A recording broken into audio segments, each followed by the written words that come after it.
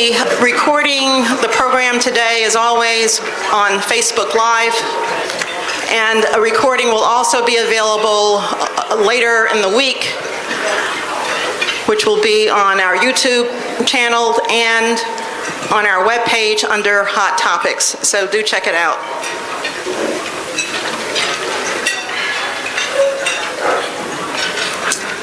If you have not already done so, just a reminder to please silence your cell phones, something I always forget to do.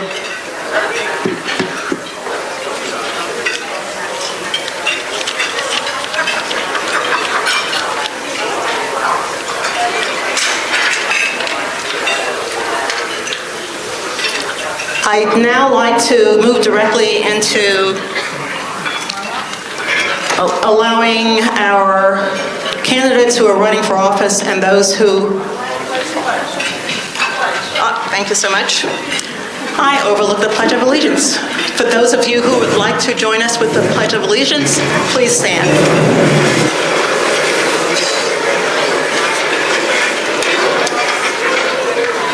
I pledge allegiance to the flag of the United States of America and to the republic for which it stands, one nation, under God, indivisible, with liberty and justice for all. Thank you.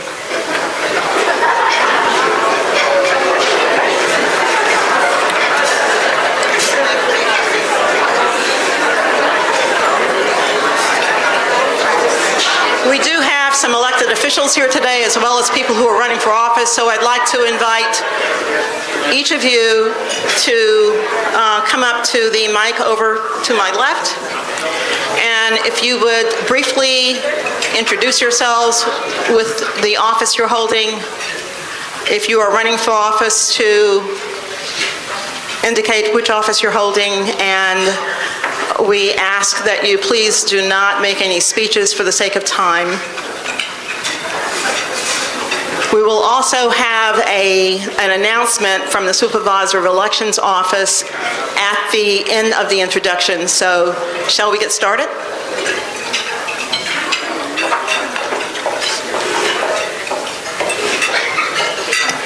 Good afternoon. It is a pleasure to be back with you this afternoon. I am Monique Worrell, your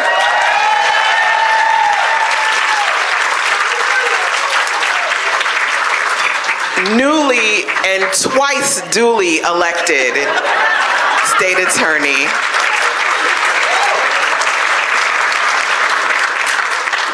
Good morning. I'm Warren Lindsay. I'm Commissioner-elect City of Winter Park. Welcome to our beautiful City of Winter Park. Good morning, everybody. My name is Scott French, and I'm a candidate for Maitland City Council Seat 3, and Election Day is March 11th, so thank you. Now we'll have an announcement from the Supervisor of Elections Office. So, good morning, everyone. I am not Karen Castrodental, the Supervisor of Elections. She was hoping to be here today, but is feeling unwell. She asked me to pinch hit. I'm Scott Hodenstein, the Director of Outreach and Education for the SOE office and a fellow league member. We are here, the SOE office, you might have saw us at the table, we're re-enrolling people in vote by mail. So if you have not done that, you can do it on your way out. Let me give you some statistics. In 2020, 40% of Orange County signed up for a vote by mail ballot. In 2022, that went down to 22%. Of those people who did request a vote by mail ballot, their voter turnout, and this is consistent, is 93%. So if you request a vote by mail ballot, you're going to vote. This is why we're asking you to do that. A lot of people say, well, I like to vote in person. In the last election, of the 93% who voted, 1 out of 10 vote by mail requesters ended up voting in person, either through early vote or through election day voting. So if Marlon and Nilda and Dan Helm can just stand up and wave real quick, you could talk to any of us. We're happy to sign you back up. Thank you. Thank you, Scott. Before we move on to the next clog in our program, I just wanted to thank Mayor Dimmings for gracing us with his presence this morning. We're so pleased to have you.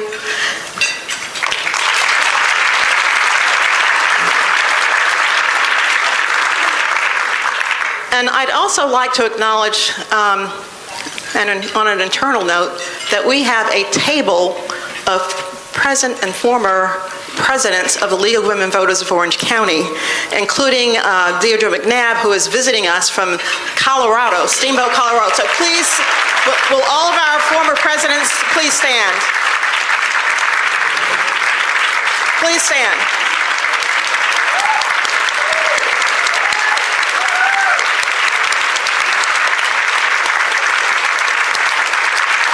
Thank you for making the League what it is today. I'm now really pleased to welcome back to our Black History Month Forum, Dr. Ethel Wellington Trawick. She will lead us in Lift Every Voice and Sing, and I can't wait to hear her beautiful voice. Let's welcome her.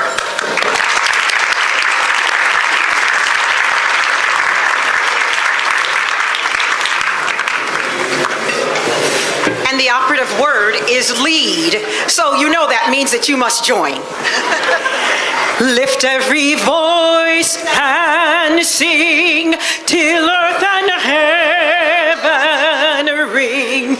Ring with the harmonies of liberty. Let our rejoicing rise high as the listening skies. Let it resound loud as the rolling sea.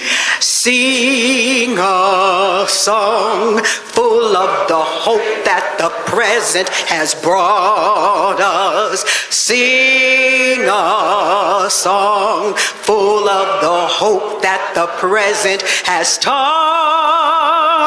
us. Facing the rising sun of a new day begun. Let it march on till victory is won. Stony the road we trod, bitter the chastening rod, felt in the days when hope unborn had died, yet with a steady beat have not our weary feet come to the place where which our fathers sighed. We have come over a way that with tears has been watered. We have come treading our path through the blood of the slaughtered. Out from the gloomy past till now we stand at last, where the bright gleam of our bright star is cast. God of our weary years, God of our silent tears, thou who has brought us thus far on the way, thou who has by thy might led us into the light.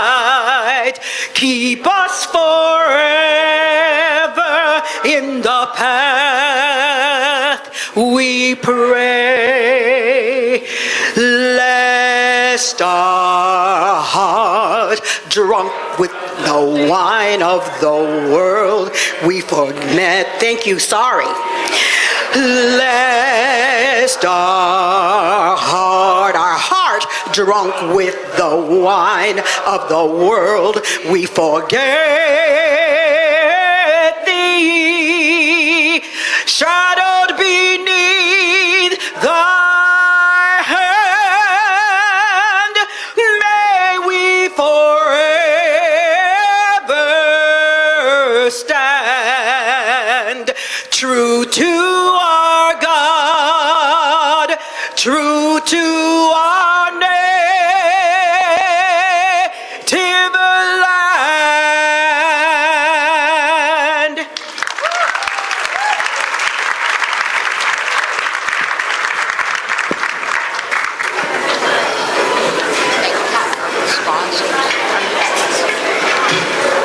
Wow. If I had a voice like that, I wouldn't have been kicked off the church choir.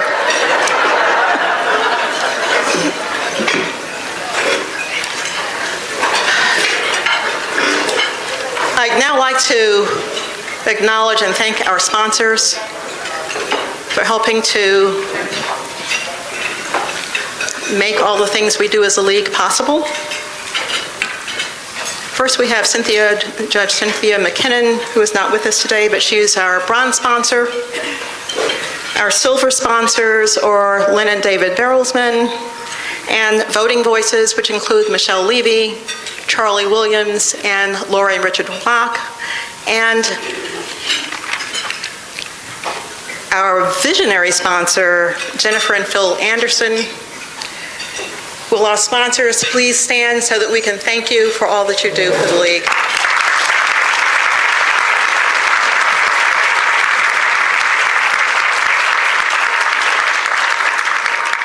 If you're interested in becoming a sponsor or even joining our giving society, please see me. I'd love to talk to you about options. And February is a very important month for many reasons, including the fact that it's Black History Month. It is also the month that we are transitioning our membership from local sign-up to national sign-up, and we're all scratching our heads. So we hope that you will bear with us, and remember that when you sign up for membership, you're doing it on the national site. You'll need to come back to our local site to sign up for programs, etc. So keep that in mind. We now have two heads. Our topic today, African Americans and labor, is inspired as a theme based on the theme that was picked by the Association for the Study of African American Literature and History. And I want to just give a warm welcome to the president of ASALH, Manuel Jones, who's here.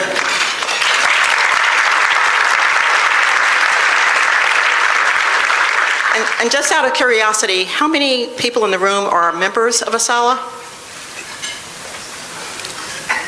Isn't that wonderful? You know what? It is so great to see the crossover of people who are both league members and ASALH members. Some great institutions here. It's prescient that labor was chosen as our topic for Black History Month. And while we are not here to talk about the federal government per se, I must share this personal sentiment. We are facing unprecedented times and witnessing a disruption and dismantling of trusted federal institutions and the federal workforce. This strikes me on a very personal level. My family and friends across the U.S. in the military and in federal government positions are impacted by this. They are among the 3 million plus people who have worked as federal workers throughout the United States. These are smart people people who have chosen to dedicate their lives to give service to the federal government and to us as citizens. And I want to share one more thing before we move on. I received a note last week from a great friend of mine from New Jersey, and she was in a total state of shock. She had just learned that she's a lawyer, she had just learned that one of her legal mentors had just been terminated. Her name was Gwen Wilcox. Ms. Wilcox is the former chair of the nation's top labor relations watchdog. She is also the only female and the only African American on this three-person NLRB. This termination effectively brought the functioning of the NLRB to a complete halt. And we know of no immediate plans to put another person in that position.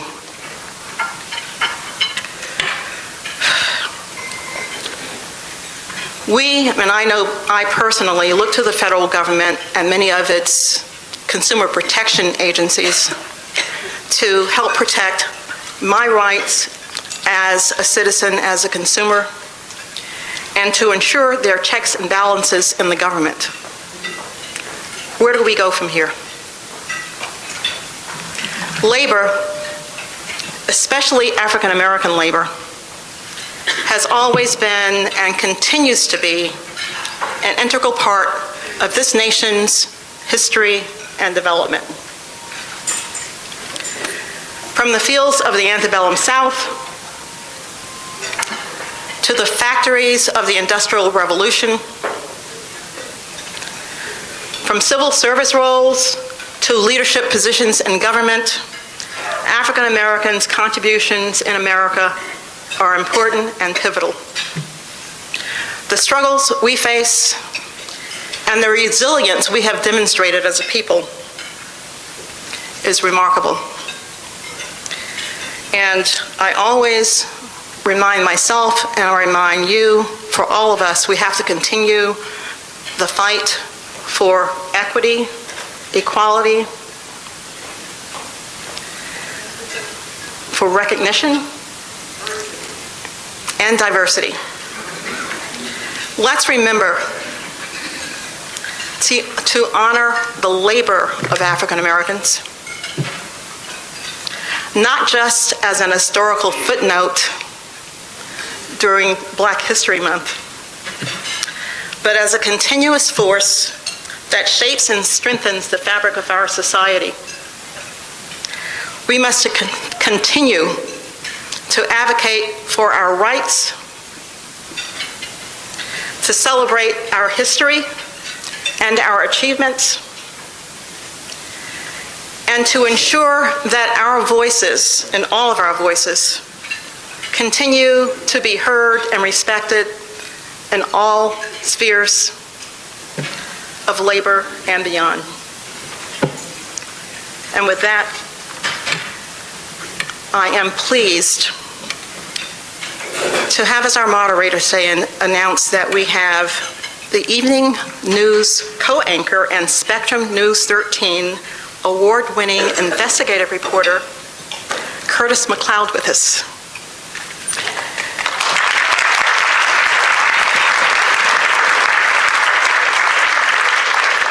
I guess I'm not keeping my mouth to the microphone very well. More than 6 years ago, Mr. McLeod became one of the original Spectrum News 13 watchdog investigative reporters. Whether the topic was guardianship abuse or uncovering racial disparity within Central Florida homelending, Mr. McLeod has shared many important stories that are of great value to Central Floridians. Please join me in giving Curtis McLeod, our Orlando co-anchor and Orlando Alpha, a warm welcome.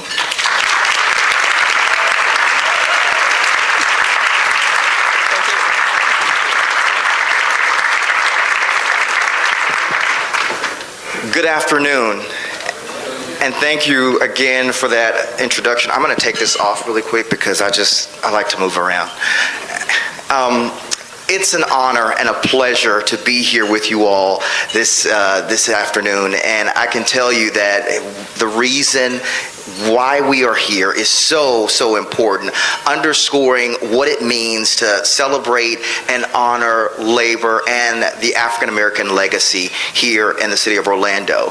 What I'm going to ask you all to do is let's reflect for a second and clap it up for Orlando and Orlando history in general.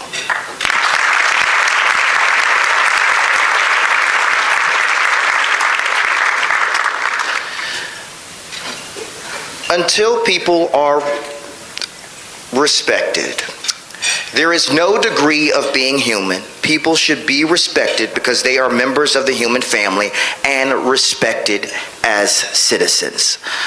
That is a direct quote from the late great Orlando Commissioner Napoleon Knapp Ford. I came across that quote right after I moved to Orlando, maybe about 7 years ago, by way of the Wells-Built Museum video of Mr. Knapp Ford. I also want to read a couple of names to you. Georgia Lee Wallace, Mr. B.H. Evans, Mr. Charles Hawkins, Mr. Riley, Dr. I.A. Hankins, and Woodruff Cleaners. And who could forget the Sunset Restaurant? Now, a lot of you may say, what in the world is he talking about? Georgia Wallace owned Wallace Beauty Mill on Church Street in the 40s.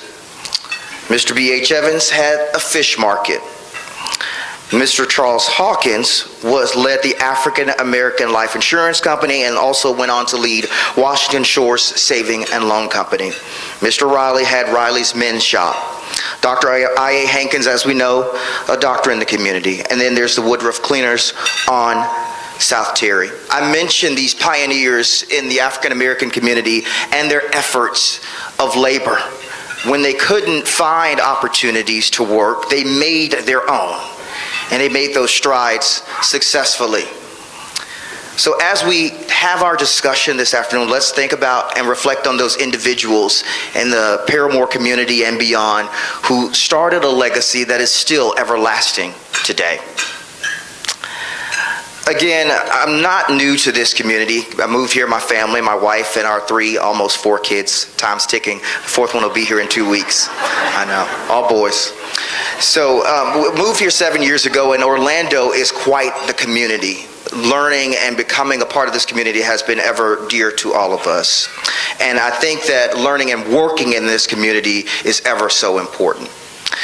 What I want to do now is bring up our panelists as we have this discussion talking about a number of different topics centered on labor, centered on working, and what it means in the African American community and beyond, and what it means to, come together and work in the community and be about community.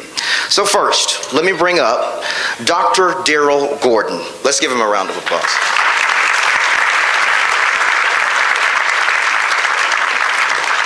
Dr. Gordon serves as project and program manager in the Office of Vice Provost and Dean in the College of Undergraduate Studies.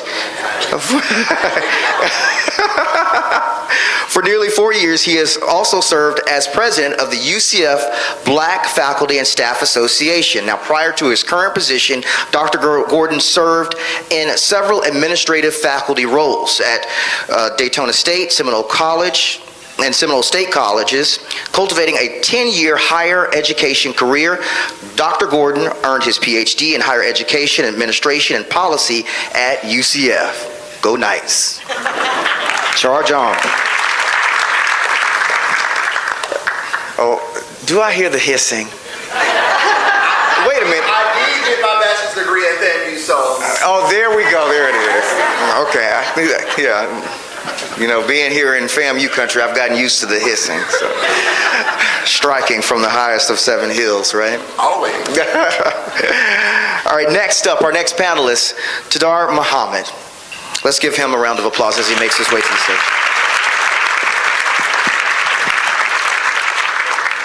Tadar is the Chief Operating Officer and first Vice President of CareerSource Central Florida. Prior to joining CareerSource, he was the Chief Development Officer with the Heart of Florida United Way. I think that's where we met when you were serving in that capacity. Tadar previously served as adjunct faculty at Valencia College, teaching life skill courses to advise and prepare new students to all aspects of college and career opportunities.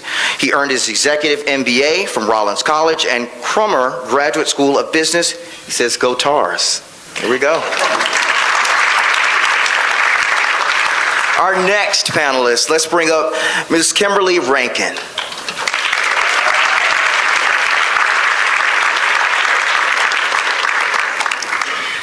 Kimberly is the manager for the City of Orlando Office of Human Relations, which is responsible for the civil enforcement of local anti-discrimination ordinances. She is a State of Florida Supreme Court certified mediator and a Society of Human Resources certified professional.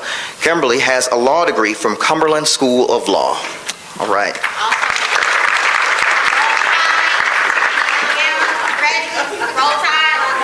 There we go.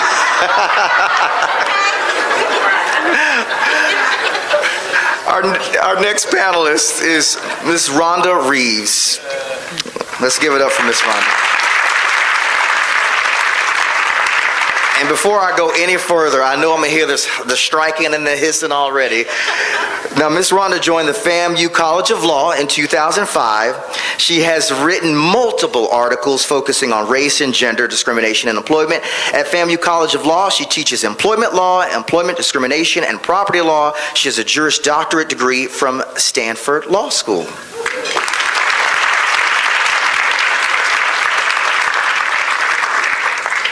All right, so we have our panel in place, and we're going to go ahead and get rocking and rolling here for our discussion.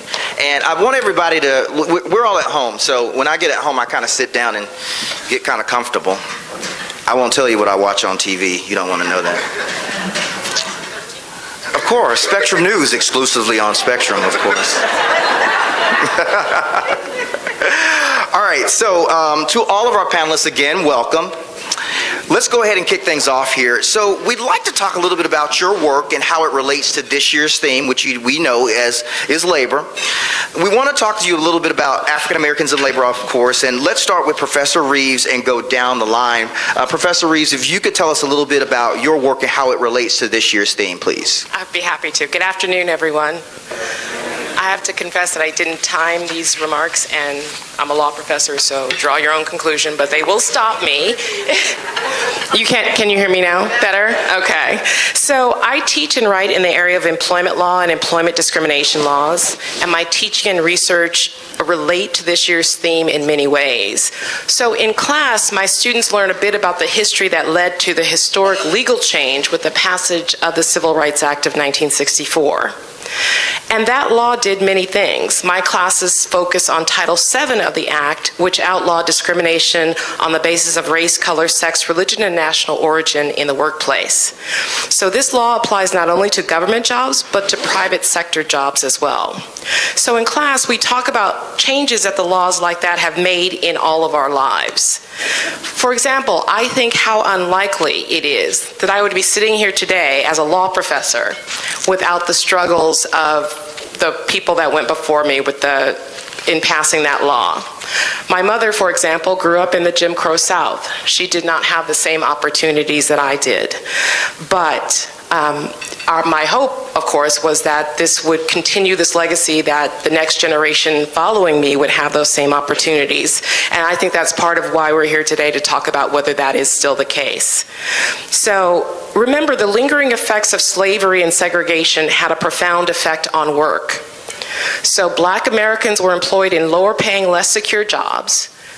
Their average weekly earnings was 60% of the amounts earned by white men. But you hear people say, that was all in the past. Why should we talk about this today? That's because the racial wage gap continues to this day, right? Black men earned 80% of what white men earned in 1979, and that has slipped to 76.4% in 2024. And remember, that difference in earning power contributes to the wealth inequality that we see today. My time's up.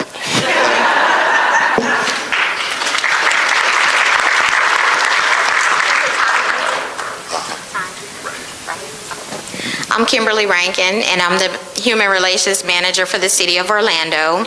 The office that I manage enforces the City of Orlando anti-discrimination ordinances, but we're also a FEPA and a FAP. A FEPA is a Fair Employment Practice Agency, and we're contracted with the EEOC to file and investigate complaints under the federal anti-discrimination laws as well. We can take employment complaints from anyone for any employer, and we will transfer those complaints to the correct agency for investigation. We're also a FAP agency, a Fair Housing Assistance Program, and we're a contractual agent of HUD to file and investigate complaints of housing discrimination under the Federal Fair Housing Act. So when we're talking about African Americans and labor, right, there has to be that enforcement arm that says these laws are here, but someone has to enforce them, and that's what my office does. So, yay, I didn't use all my time. You can have it. Well, good afternoon, Tadar Muhammad, and it is a pleasure to be here. I represent an organization called Career Source Central Florida. When you think about Career Source Central Florida, we're one of 21 organizations around the state, nonprofits, that are designed to support our community with helping individuals find jobs and careers, but also on the other side of it is to help businesses find the talent. So we sit right in the middle of both of those sort of nexus. I sort of tend to believe that we play a lot of matchmaking, that we're matching the businesses with individuals that are looking for work. And it's not just those that are looking for work, it's those that are working but are looking for ways to upskill in those jobs. So how do we continue to help them on their journey as they progress in terms of their work? Why this is an important topic, because our employment rate is very low. And I'll talk about that in a minute, but as it's low and how it affects those that are around in our community, that is the important piece of the puzzle. We serve 5 counties, so Orange, Seminole, Lake Sumter, and the Osceola, I think is the other one. Why that's important to you? Because we represent 5 different entities, and every one of those counties is very different. So it's a pleasure to be here. I look forward to talking more in just a minute. All right. Dr. Gordon. All right. Greetings and salutations, everybody. Good morning, and thank you for having me as well. Tadar said Osceola County. He looked at me, and I was like, I don't know. But really, it has been a proven topic of the relation between higher education and the labor market. In 2023, the U.S. Bureau of Labor Statistics showed that individuals with a bachelor's degree, get this, earn 67% more than those who only have a high school diploma. And that is why I am here, because we often myth that connection as a too much station. Okay. I was like, he was like 67% times up. And so with that, we see that as it relates specifically to this topic, that black workers with college degrees tend to still make 20% less than their counterparts. And again, that's why this is important, because not only is it about education, but it's about drawing that connection to our labor market. And I'll just let you know one other thing, because I am an academic. So research also shows that in conjunction with great programs like my great friend Tadar here, our workforce development programs that are crucial, our relationships are crucial in closing those labor and wage gaps. So happy to be here. All right. All right, we've broken the ice a bit now. We got that first question out of the way. So does everybody feel like family? You should at this point. I know I do. Okay, so these next couple of questions, I want to kind of set the tone a bit. So to any panelists who may want to answer, it would be helpful to kind of define this. And we know that in the news right now, Capitol Hill, everywhere, this is a big topic. I want to define DEIA. And can we talk a little bit about what it is and why let me say this, what it is, what it isn't, and also we're going to talk about why it's a topic of discussion today. So who wants to go first? Anybody? I don't mind. All right, go ahead, Professor. So it means many things to many people, I think, is the answer. And part of the problem with our discussions and debates is that we don't have a common understanding of the word. So diversity, equity, inclusion, accessibility are not bad words. Diversity just means variety.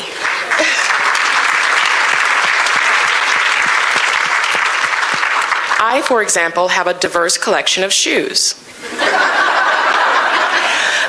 In the employment context, many employers use the phrase to mean different things as well. For some, it means outreach. For some, it means education. But the way I'm going to use it today and how it's used in some of the literature I've read, the words DEIA merely express shared values or ideals, right? So, and think about the opposite. If those are not our shared ideals, are our shared ideals homogeneity, right? Exclusion, inequality. So I think that we have to have a common understanding of the words and what they're intended to do. I'm going to just kind of pick up where she left off. DEIA is not a bad acronym. When we're talking about employment, it's going to reflect those organizational frameworks or the policies and practices that are put into place by employers to make their practices fair. Not to promote people who are not qualified, because that is a common misconception. A DEI hire is not an unqualified person, okay? And I think that is the disconnect that we're seeing in today's media, maybe, and across different organizations and subgroups. DEI hires can be people, and they are people, that are very qualified for the positions, and the barriers have been removed that were previously in place to keep them from reaching the higher echelons of private or public organizations. So I think my time has run out here. 30 more seconds. Oh, okay. So when we're talking about DEIA, it's just about removing barriers. It's about practices to remove barriers that were there before, that maybe we didn't realize were there before. Many of them we didn't intentionally put there, but they're there. They exist and they need to be dismantled. So Kim, don't go far, because I want to ask you this real quick. Efforts to erase DEIA programs don't affect federal laws that forbid discrimination against people based on race, sex, sexual orientation, and disabilities. Can you talk a little bit about protections that still exist and how those protections came about? Yes. I know that a lot of you've been hearing in the news lately about the rescission of the federal EEO, the executive order that rescinds the, what is it? I have it. It's Executive Order 14173. Repeat after me. 14173. That order rescinds a prior executive order making it illegal or prohibiting discrimination by federal contractors. It also created OFCCP, the Office of Federal Contract Compliance, that enforced that EEO protection against the EEO protections for employees against the federal employers. So all the executive order has done is rescinded the protections for federal employees who work for federal contractors. But Title VII, that Ms. Reeves teaches all about, the ADA, the ADEA, the Pregnant Workers Fairness Act, You got any more? Yeah, Professor Reeves, do you have any? There's GINA, the Genetic Information Non-Discrimination Act.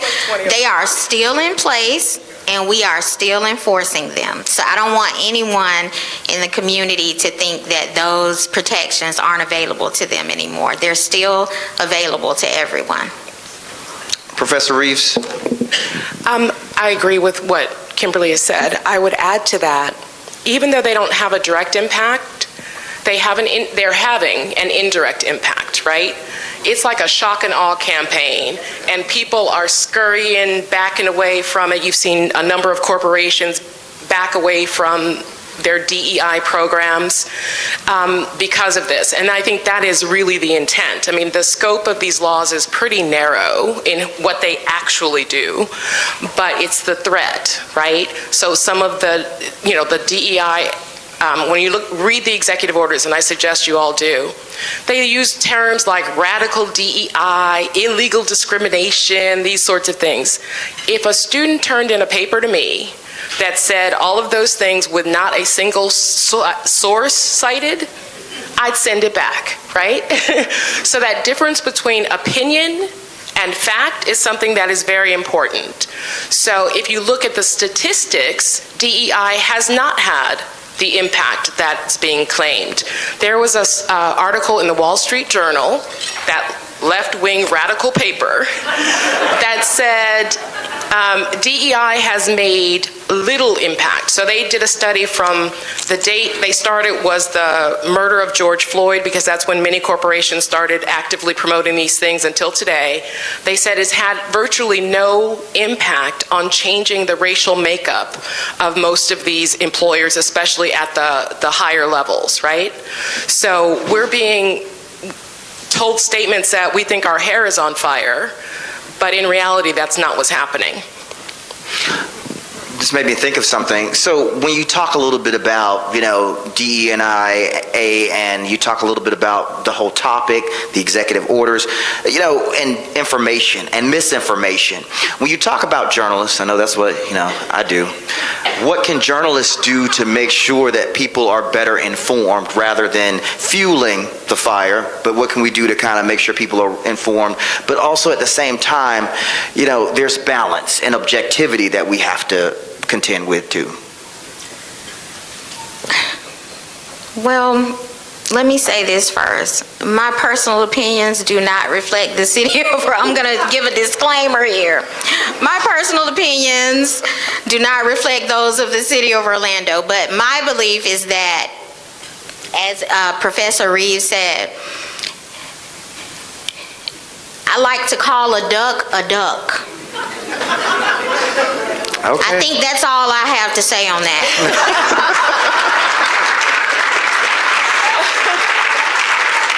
Well said. Okay. I would only add that I think journalists play a crucial role in these day and times. So remember, for academics, usually analysis takes time, right? You have to collect the data and you have to do all these other things. So we will see in a few years all the academic papers that are going to push back against what is happening. But the people who are on the front lines are journalists, right? Those are the people that are telling us daily, or we hope, telling us what's true and not true, right? And truth is truth. Facts are facts. So it's not a matter of anything but telling the truth. Okay, that's fair. That's fair. All right. Okay, so I do want to ask you, and one of you can respond to this. I do want to get this in really quick on this subject matter, and then we'll move on.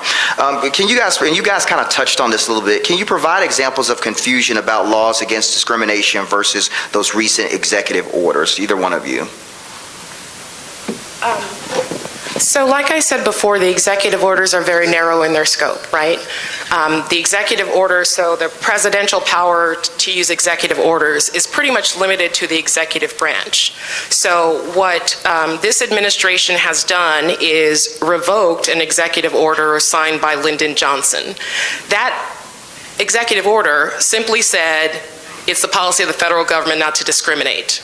The other part of it was that they required federal contractors to affirmatively seek out diverse workers, right? That's the affirmative action part of it. So that has been revoked. But what you see is the cascading effects. If any of you, as you know, was said today, if any of you are no federal workers, have seen the effects on this, that people are terrified, right, of what's going to happen to them. Within those executive orders are also cloaked other language that's not legally binding, but there are directives that basically tell agencies to seek out DEIA programs, right? And close those departments, fire those workers. So that's the effect you're seeing in the government space. But you're also seeing in the private sector, like I said before. Remember, from the corporations, they are reacting to this indirect threat that they will now be the focus of litigation by the government.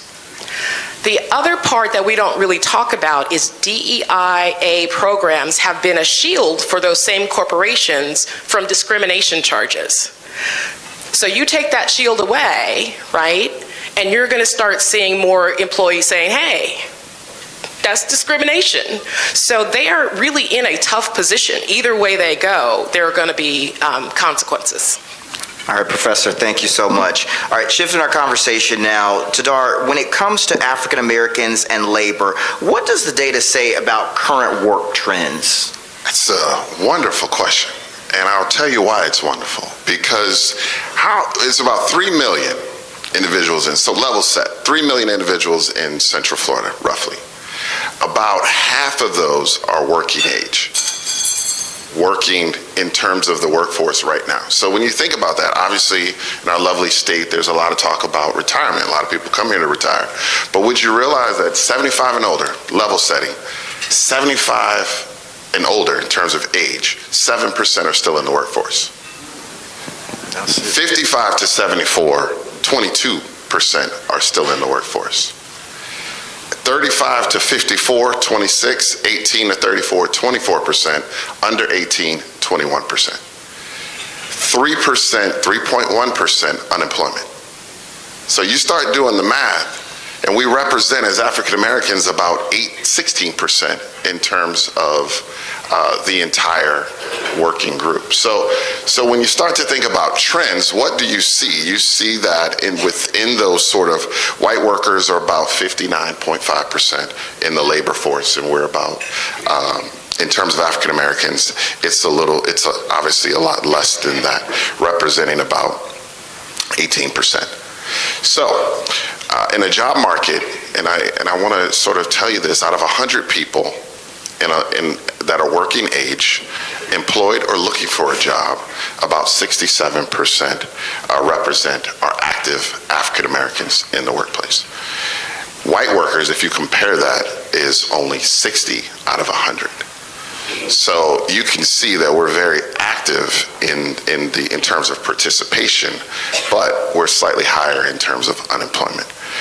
And so that sort of represents a difference in terms of the actual working group. So unemployment, slightly higher. Participation, slightly higher too. Slightly higher. Well, let me ask you this. Are there areas in technology and higher wage, jobs that young people need to focus on? I mean, why is the economic empowerment, so important? So this community represents, and every county has, this is the joy of Central Florida. When you think about Orange County and you think about Osceola County and you think about Seminole, they all have different priorities in which that they're focused on. But technology runs through all of them. Dr. Gordon, my friend, will talk a lot about that. But when you think about representation, where do you think that African Americans are well represented? Any thoughts? Where do you think we're well represented? Okay, believe it or not, healthcare is where we're well represented in healthcare. Public service is another that we're in, education as well. All of these represent a heavy emphasis on community impact. Obviously, when you start talking about technology as an area, advanced manufacturing and finance are areas where we're not well represented. So that's the work to be done, is how do we infuse opportunities for African Americans to not only be in those particular industries, but also how to advance to the higher levels within those industries, because that is also a challenge for us as well. And my friend will share much of that as well. You will say that hospitality and tourism, we are obviously represented there, but the wage rate is a little bit lower in those particular areas. And so we've got work to do there. But if you look at the totality of the industry, we have representation just in many cases in a much, much lower wage categories that we have work to be done there. And Dr. Gordon, let's talk a little bit about African American, of course, college students. They're affected by change loans. How are they affected by those change loans? So I think it's important to know, and that again goes to another executive order, because we've been getting a lot of those lately, that has now been rescinded, where the federal government froze federal funds that were sent to institutions of higher education. Now, as an institution, as a practitioner, I must tell you that a lot of people don't understand when it comes to federal financial aid, and I'm gonna get to your question about loans, but I have to kind of, again, level set that when we talk about federal funding for higher education, it goes beyond Pell Grant. So a lot of people don't understand that. We get a lot of parents who come and say, oh, well, my child doesn't receive federal financial aid because they don't get Pell Grant. If your child receives any type of loan, federal loan, a Parent Plus loan, those are federal funds. So what we see with that is that what we saw is that there has been a 39% increase from 2008 to 2022 of borrowers.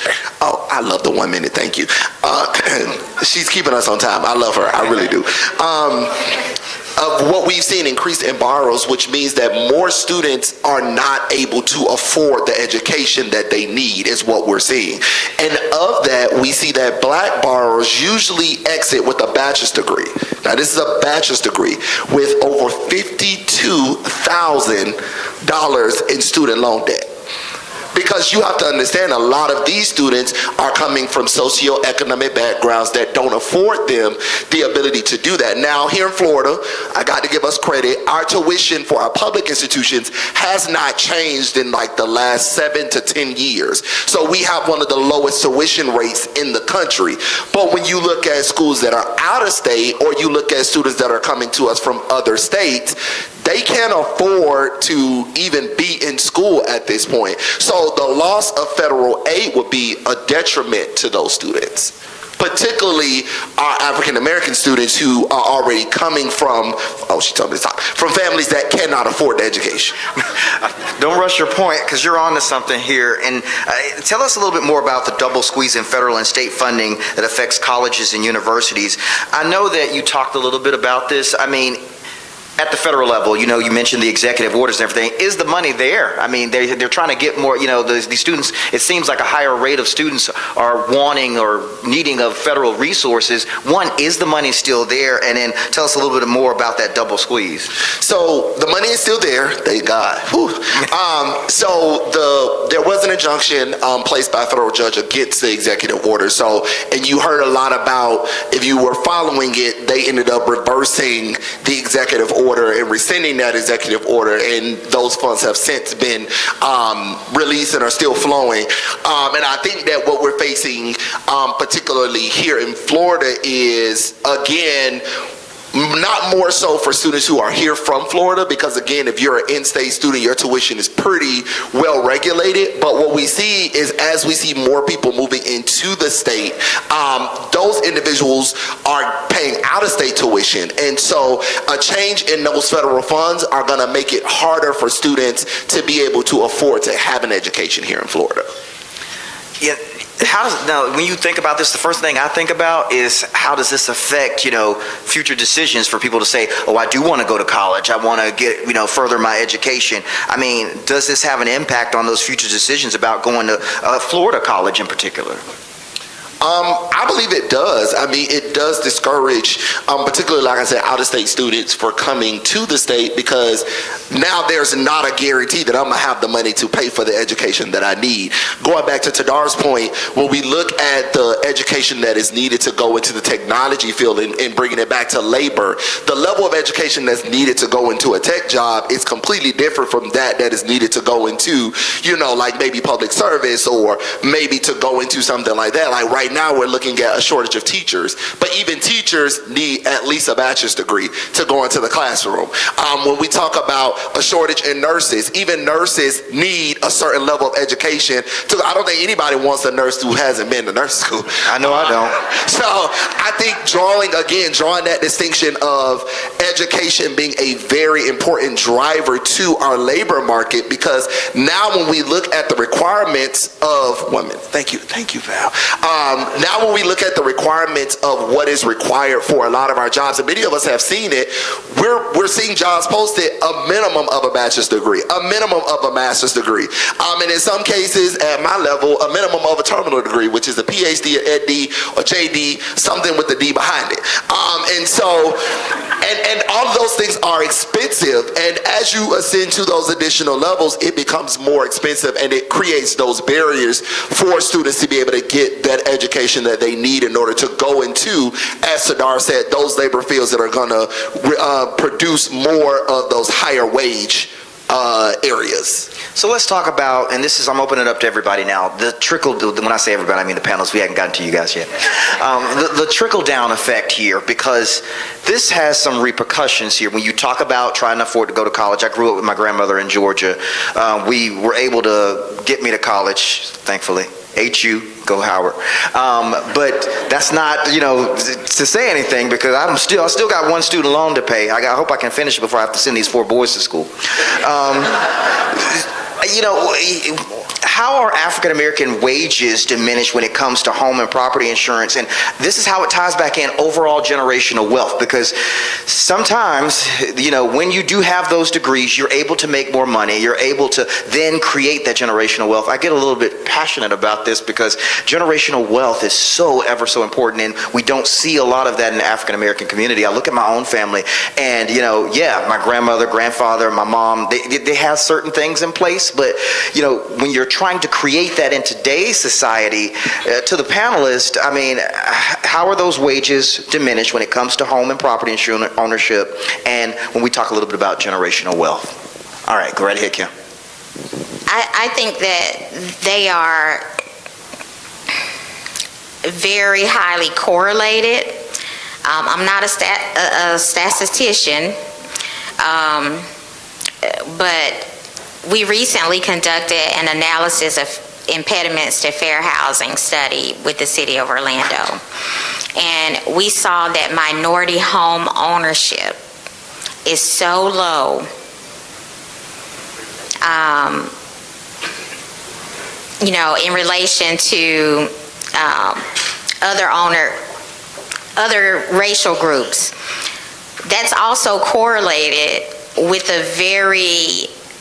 a lower participation in the labor market and a lower wage, right? So it's directly related, right? I mean, I think it's fair to say that lower wages, lower participation, and I don't think it's lower participation because people aren't working. I think that labor participation is an amalgamation of, I have to stop, I'm sorry. You can finish your point. Go ahead, finish your point.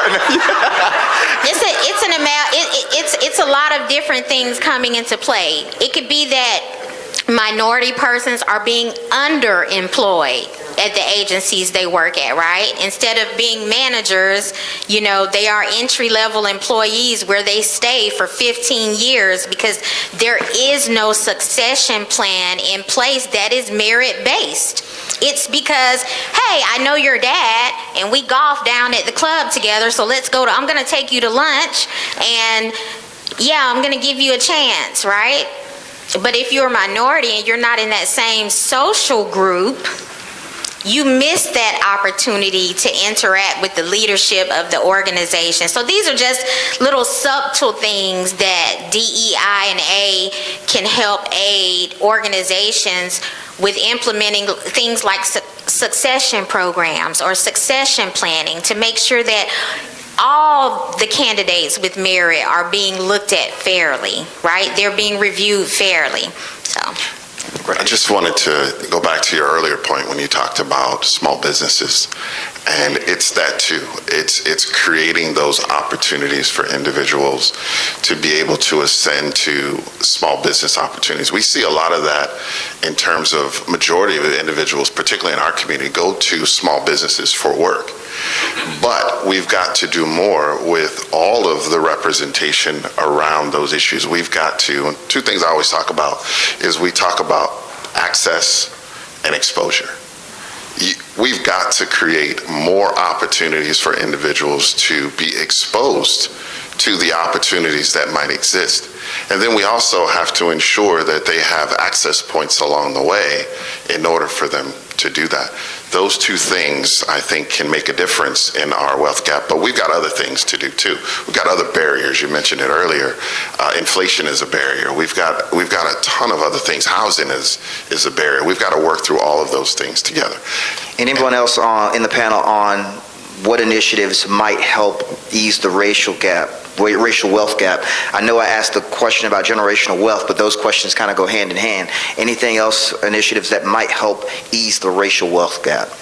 Just quickly, I would say to Tadar's point, access. Educational access is important because we know, again, education is a driver to higher wages. So it's a direct correlation. This is not something that we're guessing at. This is something that years of study have shown that students who are able to have access to quality education and can graduate with quality degrees in fields can make more money. So I think just continuing to promote access to that and create avenues of access. So that may be private scholarships, that may be creating avenues and ensuring that students have what they need in order to go to college. One of the other things that I want to just kind of touch on really quickly about access is that it's more than just paying tuition, and a lot of people don't understand that when it comes to college. So when we say creating access, yeah, you may not have the access or the financial fluidity to create a scholarship, but providing other resources, maybe an internship to a student, to Tadar's point, maybe you work in a company that can provide, that side of things to students, that is going to be super helpful for that student,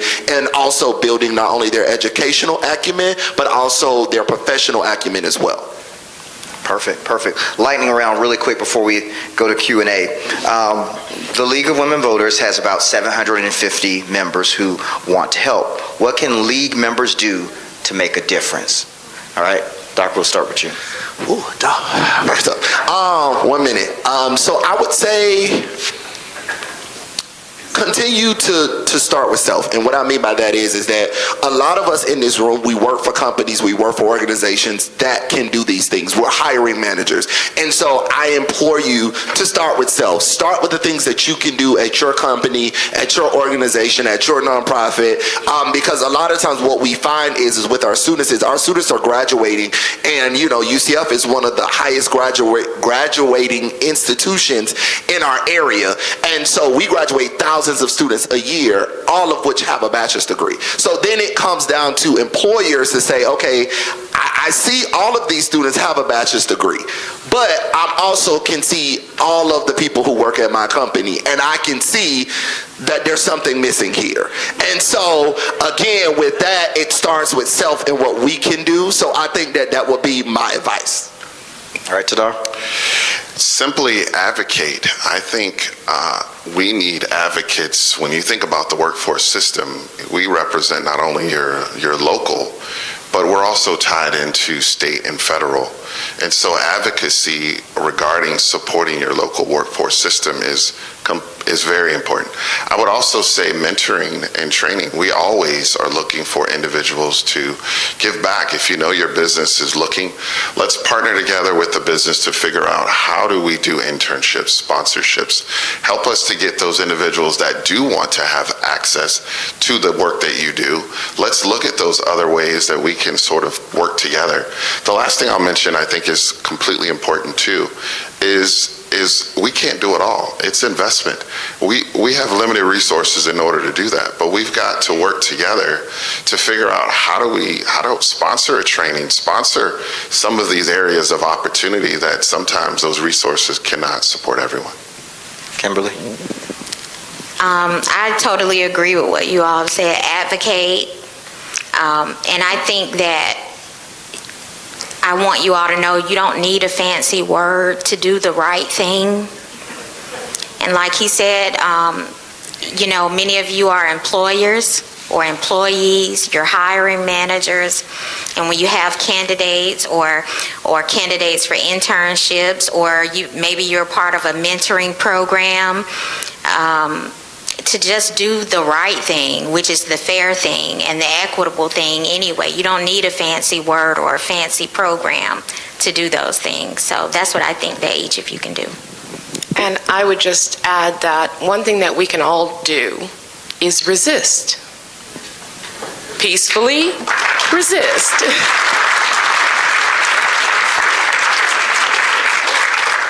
And if you want to look for, there is precedent for this. During the first Trump administration, it was Affordable Care Act, the Obamacare, and people resisted.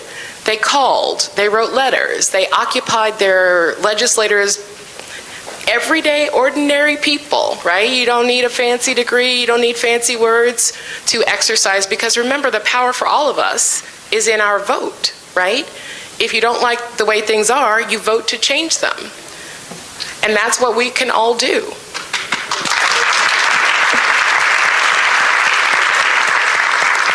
All right, at this time, and she's already up there, we want to turn it over to the past league president, Mrs. Israel, to open up the Q&A for a little bit of more discussion for people who may have questions at this time.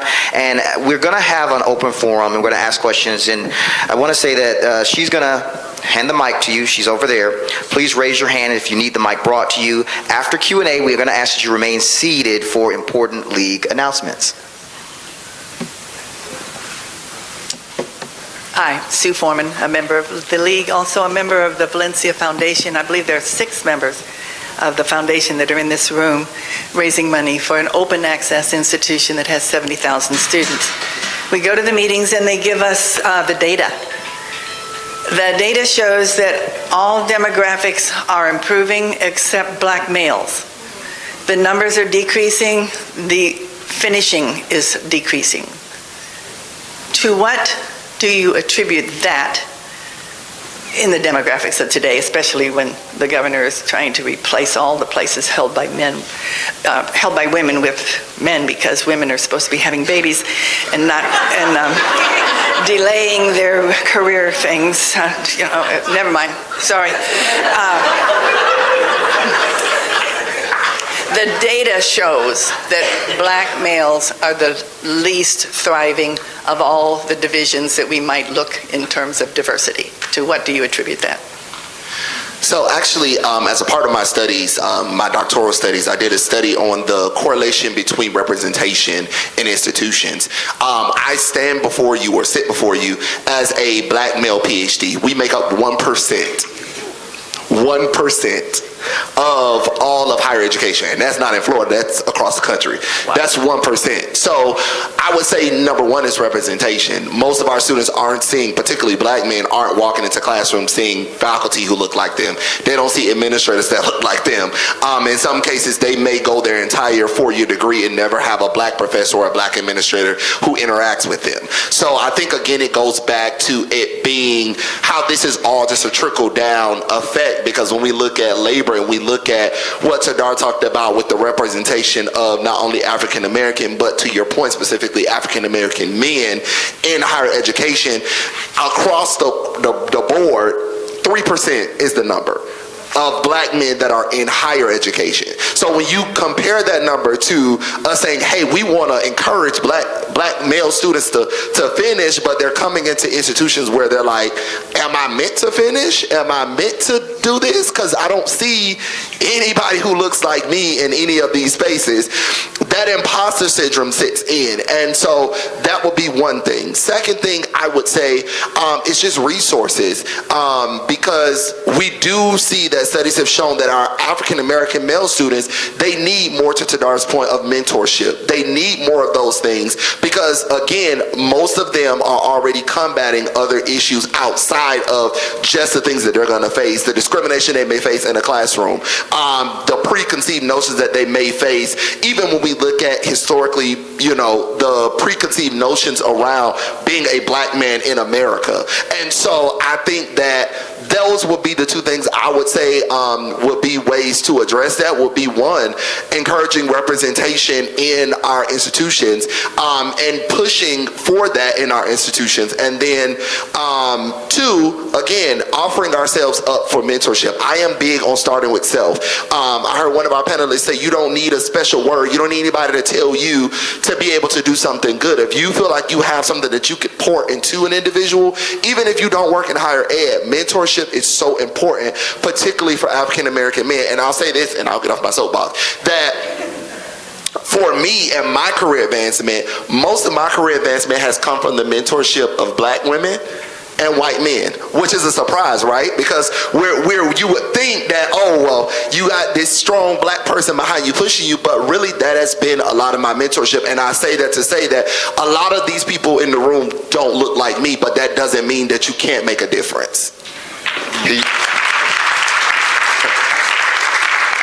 said it all. I don't know what else you could follow with that, but the only thing I would say is you have to start earlier. You have to start earlier, much earlier, in order for them to change that dynamic. We've got to start much, much earlier.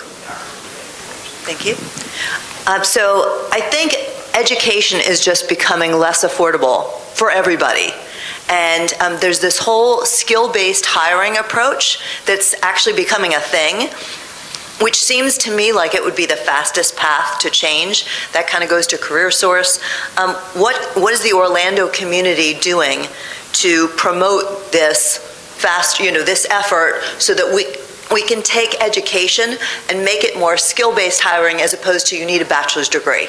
Because I think, especially when it comes to technology skills, you don't need a bachelor's degree to code, to be in cybersecurity. I think you can learn those skills and be doing very high-paying jobs without it. Thank you. I completely agree with you. I think it goes both ways. I think you're finding more educational institutions that are transforming into the skills-based hiring approach as well. It was a point in time where you didn't see everything was going towards a four-year degree sort of route. I think it goes back to being able to expose individuals of all ages to all industries. We've got to create those pathways and pipelines. It's happening in front of us. We've got to get businesses to align with us and educational institutions to do more locally within the community. And just a quick shameless plug, because I know she put up the sign, we have to move on, but shameless plug for UCF, we are currently working with CareerSource to work on things like that, and we've introduced things like our continuing education for those who want special certification. We have special certifications that students can add on to their bachelor's degree, and we even have standalone certifications that people can get if they don't want to go the full 4 years, but want to get the necessary training that they need. Smaller certifications too. So a lot of short-term training. We're doing that with Valencia. We're doing it with Seminole State. We're doing it with Lake Sumter. It's happening around us right before our eyes. I want to add that at the City of Orlando, our human resources, I'm human relations, but our human resources department has been evaluating a lot of our job descriptions, right? Is that degree really necessary? Can this job be done if a person has a certain set of skills? Or do they have to have a bachelor's degree? So I think that if you are an employer or you're working in that field, definitely evaluating or reevaluating, taking that second look at your job descriptions and the actual the task to be performed or the actual nature of the job. Like, does it really require this bachelor's degree or this master's degree? Especially if it's paying $14 an hour. I think I recently saw an announcement, it was like master's degree preferred, $14 an hour, and I'm like, what? I wouldn't even go to that interview. All right. Let's say thank you to our panelists and everyone As my producer would say at the station, it's a wrap because we're almost out of time. But before we go, I do want to take this time to bring up the president of the League of Women Voters to give us a closeout here for this afternoon, bringing up the president, Reverend Kathy Schmitz. And thank you all so much. A great evening. Great afternoon. Great, and thank you to all of our panelists, and thank you, sir. I'll let you go back to your seats if you'd like to. Okay, great. Okay, so, yes. In addition to our fabulous panelists and moderator, I want to thank our Hot Topics team and our DEIA committee for their help in putting this program together. And I want to speak to my white siblings for just a minute. In case you thought you came here to listen and learn, this is our work. We will take leadership, but this is our work. So figure out what you're going to be doing. We'll be talking more, and our DEIA group will be leading us. All right, so we may run a moment over because so much stuff. But if you need to go, please go with our gratitude and blessing. If you stay, you get to sing We Shall Overcome in just a moment. So, okay, vote by mail. There's 5 municipal elections coming up. Supervisor of Elections office is in the hall. Please stop and make sure that you are up to date. We have other tables in the hallway. Career Source has a table. The socks that we are donating for Hungerford Elementary School. Digital Democracy Project is there. On your tables are right to clean water petitions. And a moment of presidential privilege. I have been hearing from many of you with concerns about our democracy. You have been asking what guidance we are getting from our state and national league with regard to our stated mission to defend democracy. I was on a call last night that included our state co-presidents and our national president of the league. I felt reassured that much is going on at the national level, and I felt heard when I let them know that we need more information to share with you. And I will be sharing that information as it becomes available. Locally, we are making adjustments so that we are responsive and can do so in a timely and responsible way. In our tabling area today, you'll find copies of a book called Impact on Issues. It is a guide to public policy of the League of Women Voters at the national level, and it contains helpful information about how the League is organized and how we come up with our positions. Some of you may wish to pick up a copy. We're asking for a donation of $5. There's information how to order it yourself online and how to access a free version online. So, end of presidential privilege. Thank you. Please complete our survey so that we can continue to make improvements in this program. There is much work to be done as the League moves forward. So, upcoming events. Remember, if you live in Maitland, Belle Isle, Ocoee, Windermere, or Winter Park, you have a municipal election on March 11th. We also hope that members of the League will consider joining us next month for Lobby Days in Tallahassee. March 11th and 12th is your chance to meet leaguers from around the state and be trained in lobbying and speak to state reps and senators on important issues. We will continue this discussion at Hot Topics Overtime. We are excited to have the newly appointed president and CEO of the Central Florida Urban League, Elizabeth Grace, and she will join us as our Hot Topics moderator. We have a new location for Hot Topics Overtime, and it is upstairs in this building, and you can get there using either the stairs or the elevator. As our name implies, we are focused on empowering voters, but we also know that in order to vote, in order to exercise your democratic rights, you need a quality of living that gives you time enough to do that.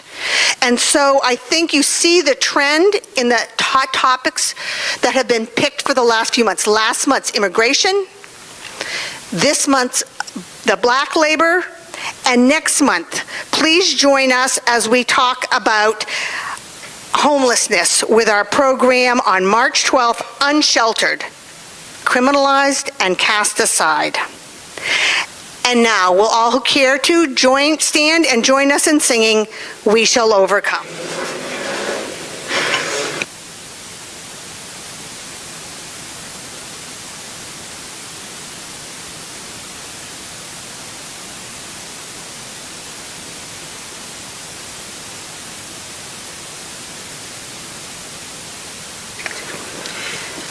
We shall overcome.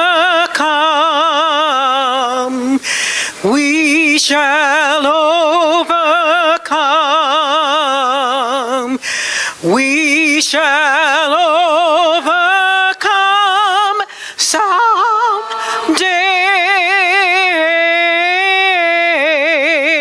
Oh, deep in my heart, I do believe we shall overcome someday. If you're not afraid to, put your hands together. We'll walk hand in hand. We'll walk hand in hand. We'll walk hand in hand today.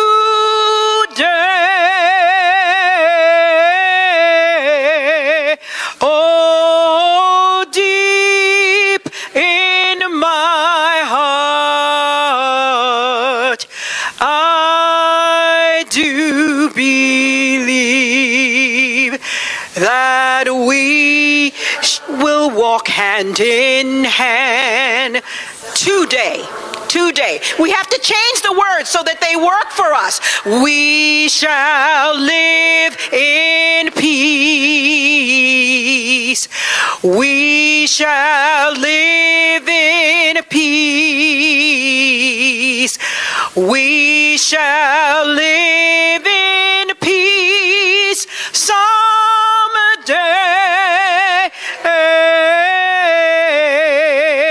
Oh, deep in my heart, I do believe that we shall overcome someday. Let's move to We Are Not Afraid. We are not afraid. We are not afraid. We are not afraid today.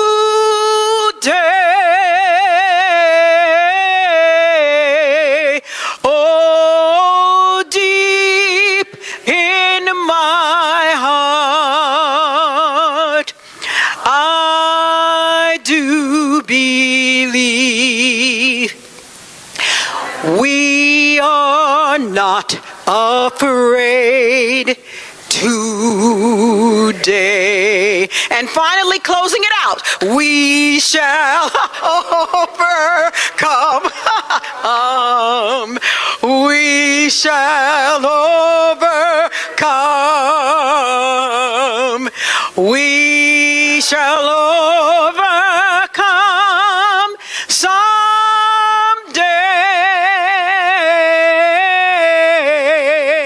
Oh, deep in my heart, I do believe that we shall overcome today.